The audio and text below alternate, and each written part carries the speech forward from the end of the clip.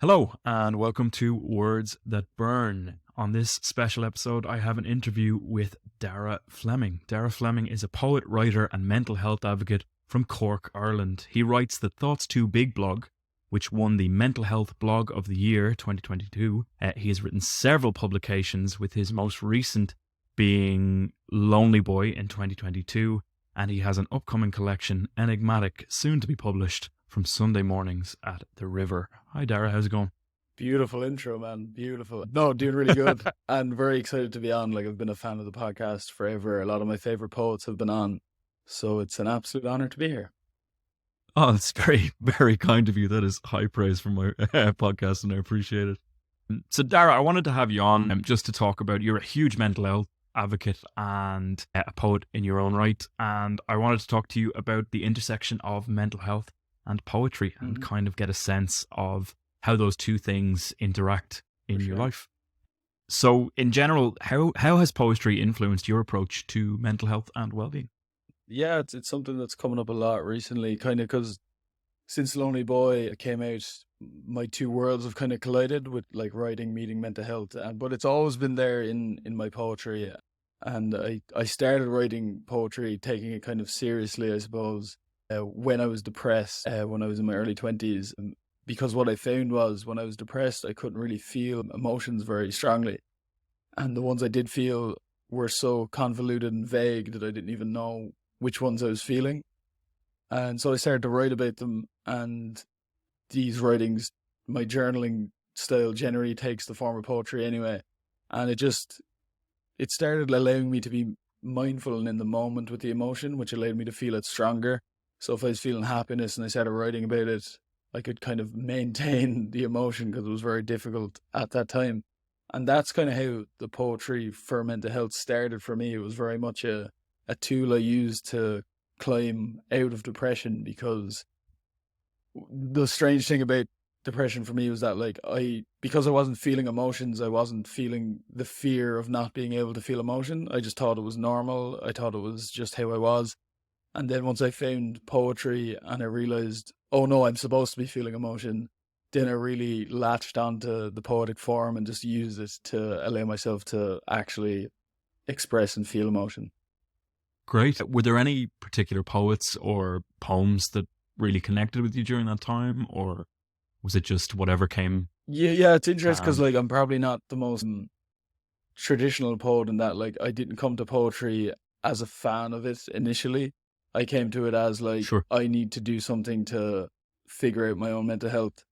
So I wasn't even when I started, naturally any poetry starting, my poems were terrible and I wasn't reading enough of it to get good at it.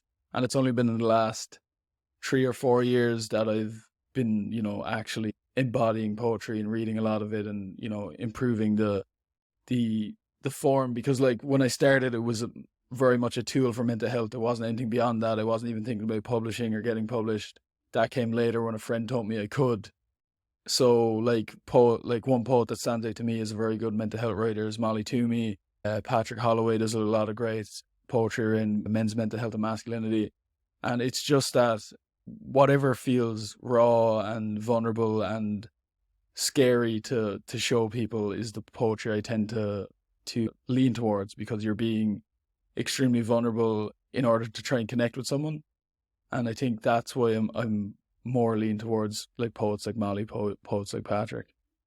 Yeah, absolutely. Two phenomenal poets who really do kind of a lyric poetry style that is incredibly confessional but also hopeful at the same time. Mm-hmm.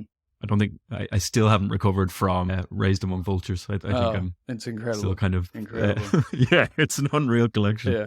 Absolutely. So when you talk about that connection, and bridging that gap between other people and yourself, or between you and certain emotions, do you find that poetry is an easy way for you to connect with other people? Do you find that you get a good response to the poetry that you write in that way? Or yeah, definitely, but it's interesting how people connect with the poetry. So I often say the subsection of the population who read is quite small, and the subsection of that population who read poetry is even smaller. A lot of my friends wouldn't be writers, and they'd rarely go into a shop and buy a book, so they'd never go into a shop and buy a poetry book.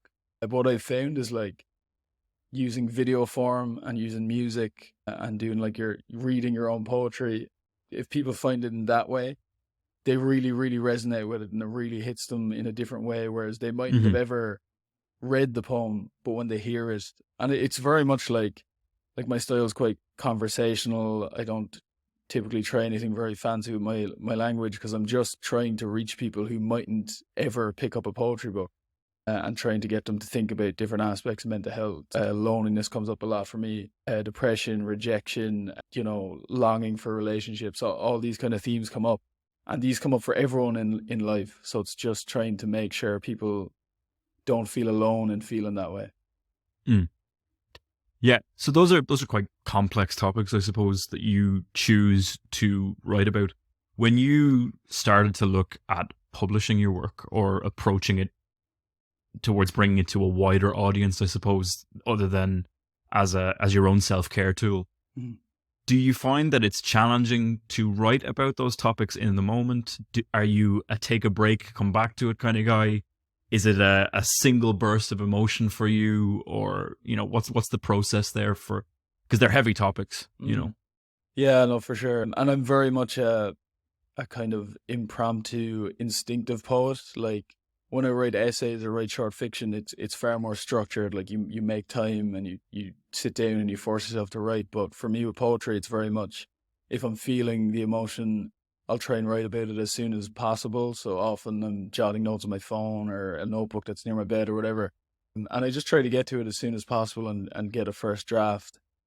And it's always been like that. It's never been something that I'll be kind of sitting down with purpose to write poetry. It almost comes at the wrong time. Like I'll be out with friends or I'll be out for a walk and I'm like, the poem's coming now and I have to try and write it down. So my creative process in poetry is very instinctive rather than like, trying to actually write poems. I let the poems come to me. Yeah, absolutely. I suppose it keeps that kind of essence of the emotion that you're trying to bring across alive and well in the work when that happens. You also spoke a little bit about performing poetry over reading poetry as a way of kind of reaching that, as you said, very minority subsection of the population that reads poetry. That this podcast was very much founded on the basis of hearing poetry aloud, which I can't remember where I heard that, but it really struck a chord with me and got me into poetry. I'm going to have to look that up now and put it somewhere in the description. But you are quite active on social media in lots of different forms. I think you and I first connected over Twitter, for sure, or X as it's called now. I really shudder to call it that, but anyway, I've also found your work spontaneously through TikTok. You've come up on my For You page. It seems that your performance aspect is much clearer on something like TikTok than it is on X, because obviously it's a written format versus an audio one. How do you find reading your poetry for social media? How do you find that impacts the style that you work in? I think it impacts it greatly. Like, and I always prefer to read someone my poetry than have them read it, because like I didn't go to college to study creative writing. I have no real education in writing poetry. It's very much something I fell into because I liked it. So I don't necessarily have that technical ability that other poets have, that with the form and all that. So for me, it really comes from evoking the emotion, and I can do that in the performance. And often, like, someone might read a poem and they'll be like, yeah, that's good.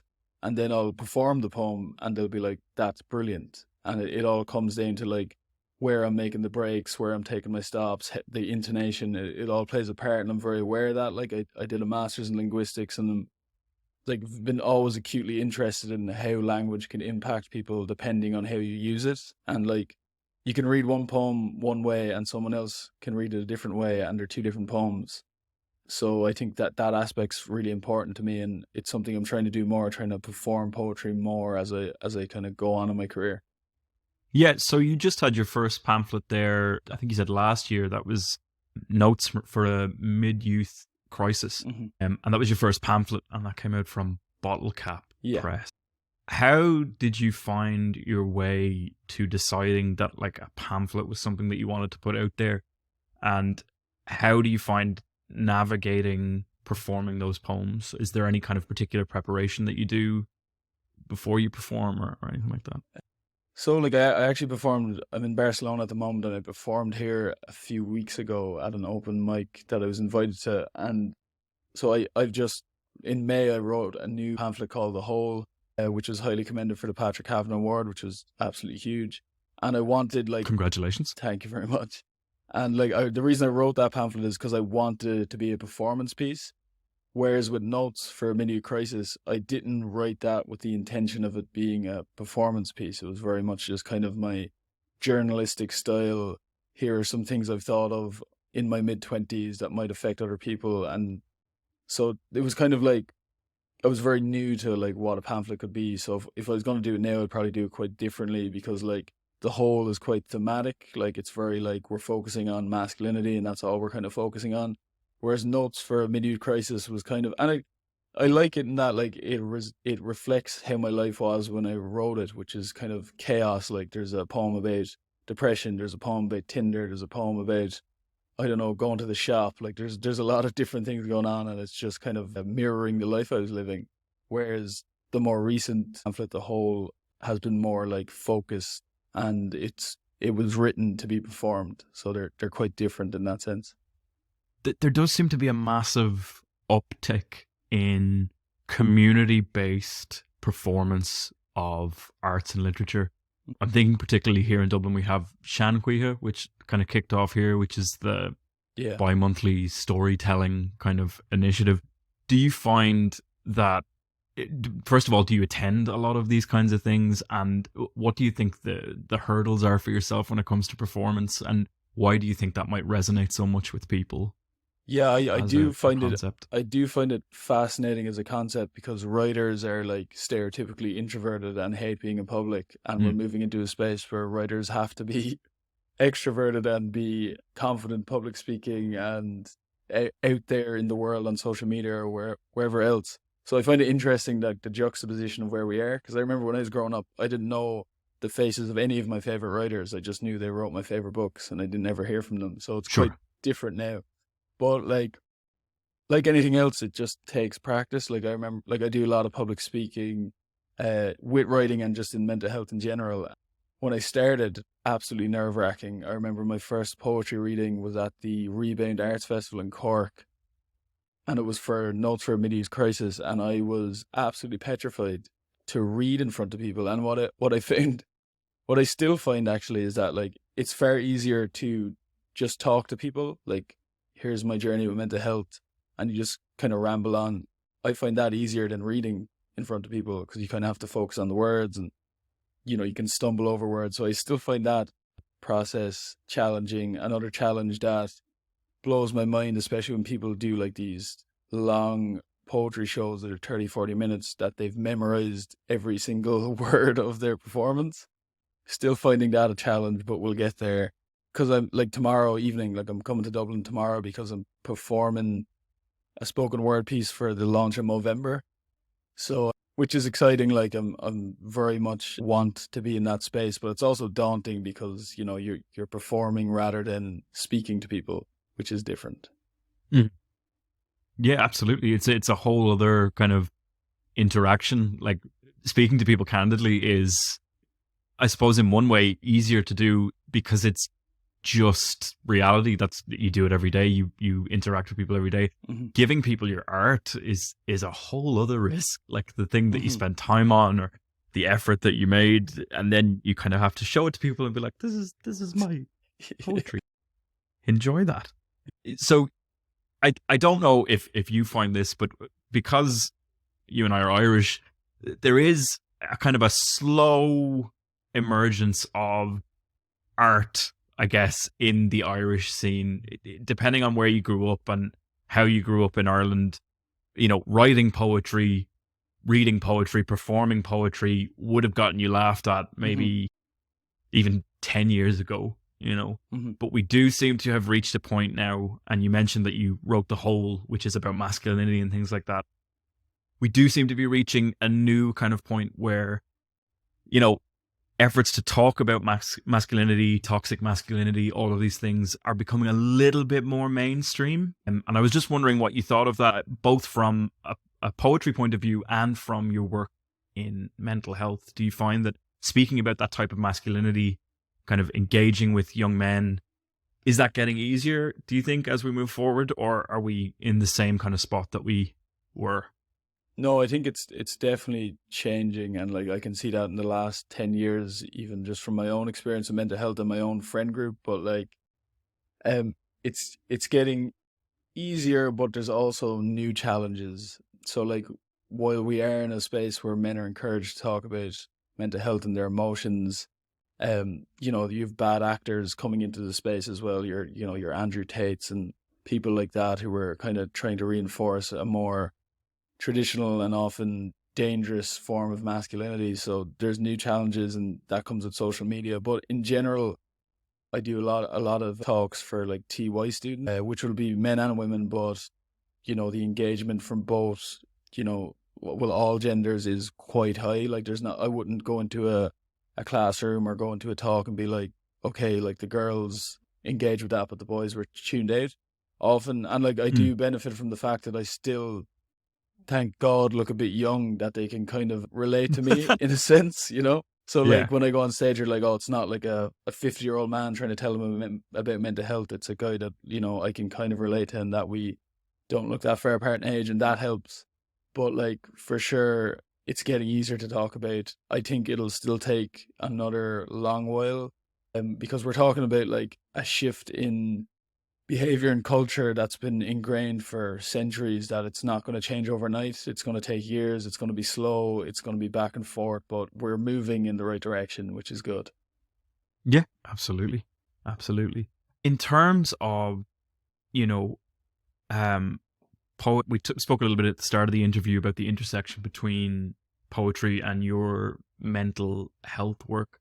I was wondering if you would have advice for anyone listening who wanted to try a similar poetic journalism approach, if you want to look at it that way, if they wanted to write their own thoughts and ideas down. Would you have a starting point for them to do that in? Would you have any advice for someone who was looking to try something similar? Yeah, like I think, the first thing, because like the only reason I was able to start is because I had to accept how I was feeling. So for a long time, I rejected the idea that I was feeling sad or feeling lonely. And then once I accepted it, then I had all these things to figure out. But like as a very, very starting point, probably forget about the poetry for the first instance and just get to journaling and get comfortable with talking about your emotions or writing about your emotions. And I do a thing, I'm not sure the technical title for it, but like brain dump journaling, where basically there's no wrong answers. The first few paragraphs are just going to be about like the day you had, the room you're in, and then all of a sudden, eventually, your mind will just take you to the place it needs to be. Like, this thing is bothering me. I'm feeling stressed about this. I'm feeling anxious about this. And then you find the thing that's really the crux of what's bothering you. And from that, you can, okay, so this thing is making me anxious, or this situation in this relationship is making me uncomfortable. You can lift that out as a detail and then begin to write a poem about it. Because like, the thing about writing poetry about your emotions is like, you're never going to run a subject matter. You're always feeling emotions at different levels about different things. So there's always a lot to write about. And it's just finding a new perspective into that arena is where the poetry and the poetic technique comes in. But if you want to find the subject matter, just do brain dump journaling 10 minutes every day. You will get the stuff out of it. And then you can use that. And not to say that that's easy either, because like, you are now taking the most vulnerable part of how you're feeling and using it to make art, which makes the best art, but it's also the scariest way to make art because you're being extremely vulnerable. But that comes down to the decision you have to make as a poet, whether you want to do that or not. Absolutely. Yeah. No, really solid advice. So you, I suppose, are probably preparing to talk about this a little bit more because in about a week and a half, I think, you have your TED Talk. That is correct, yeah. So Thursday, November 2nd, which is yet another thing I have to memorize, is, yeah, so we're talking about how to use, like my example is poetry, but how to use creativity in general to pull yourself out of a kind of mental health spiral. And the idea is quite simple, that if you use creativity to make something out of a bad experience. So for example, I've written a lot about depression and masculinity and loneliness because I've experienced bad depression and severe loneliness and had issues with masculinity and what it means to be a man. So they're all very tough experiences, but if you can use that matter to make art, you're turning the negative stuff into something positive and something unique and something new in the world. And doing creative stuff inherently makes you feel fulfilled. It gives you purpose, it gives you meaning, and you need all of those things to live a content and happy life. So it will inherently improve your mental health to use creativity in that way. And that isn't to say it has to just be poetry. Like, I talk a lot about how driving home a different way is creative, how you cook is creative, how you construct a narrative of your own life is creative. There's multiple ways to be creative, but it's just looking at your life through a lens of creativity brings mental health benefits inherently. Yeah, absolutely.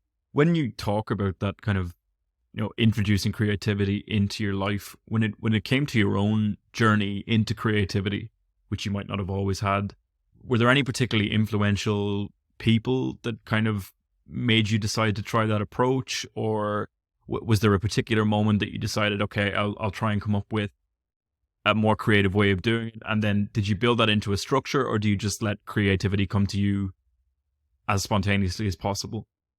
Yeah, it's a good question. I think it comes from multiple avenues. There's poets, there's musicians, singers, authors that have been influential. I think one of my favorite poets is Frank O'Hara, a poet from New York. His Notes for an Emergency is actually kind of, Notes for a Midlife Crisis was kind of a nod to that pamphlet. I thought that was absolutely stunning. And then I've always been very interested in the poetic nature of good lyrics and songs. So whether it's rap music or your kind of more traditional sing-songy, when I was younger, Eminem was a huge influence. Your Kid Cudi's, your Dermot Kennedy's, he's probably one of the most poetic singer-songwriters there is at the moment. And it's just, I think, not that you have to, because I think we get caught up in we find someone we like and we feel like we have to be almost the exact same as them. And I find you can pull pieces from everyone that influences you. I like how this person does that, and I like how that person does this,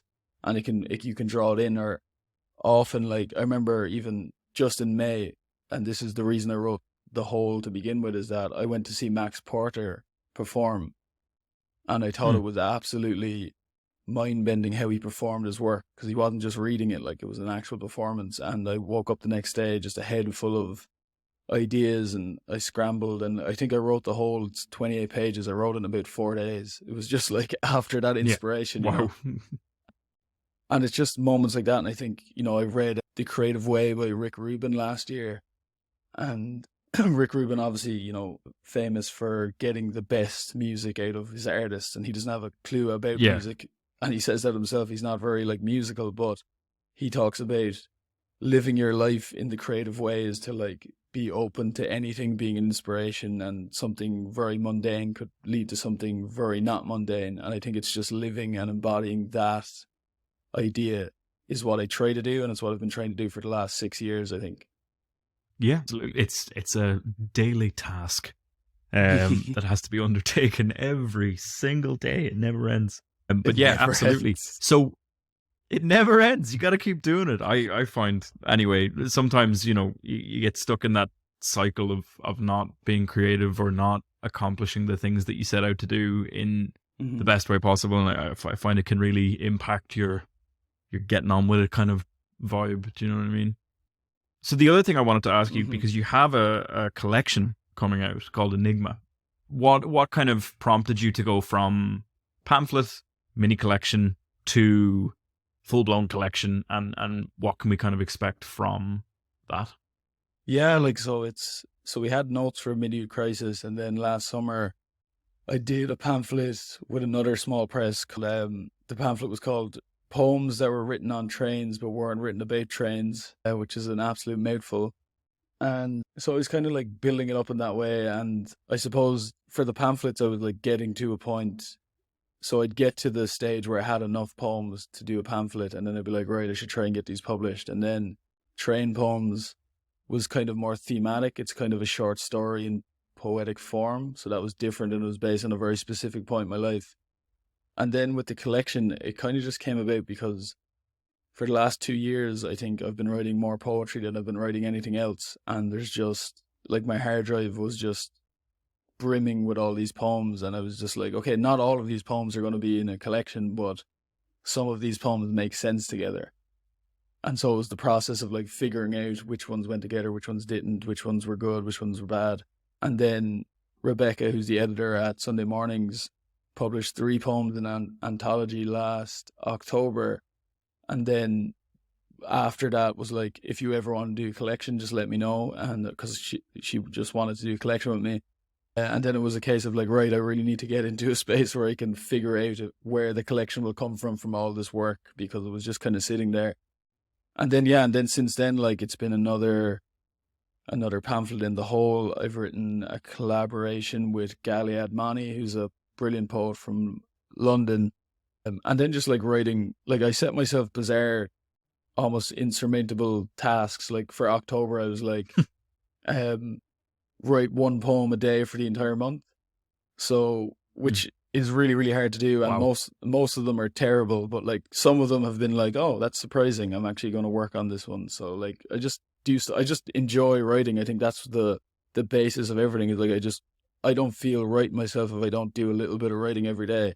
And it's not like, I'm not trying to promote the idea that like, to be a writer, you have to write every day. I just feel uncomfortable if I don't. So I try to do something every day, and usually a poem is the most accessible way. Fantastic. Yeah, absolutely. Is there anything that you would like to let listeners know about that's coming up for you? So Plug. Enigmatic is coming out. Yeah, for sure. Enigmatic is coming out on November 24th. There'll be a launch in Cork on January 10th in the Cork City Library, and I'll pass on details for that. The TED Talk is November 2nd, which is ticketed, but it'll be on YouTube at some point, which is very exciting. And then other than that, I'm doing the first fortnight festival with O'Vale on January 8th, and that's a mental health festival. So all very related to mental health as always, which is really exciting. Absolutely amazing. That's a chock-a-block couple of months coming up for you. Daragh Fleming, thank you so much for coming on and giving me your time. Hearing about your process and your journey to poetry through mental health advocacy has been absolutely amazing. Thank you so much. I appreciate it, Ben. Thanks a million, man.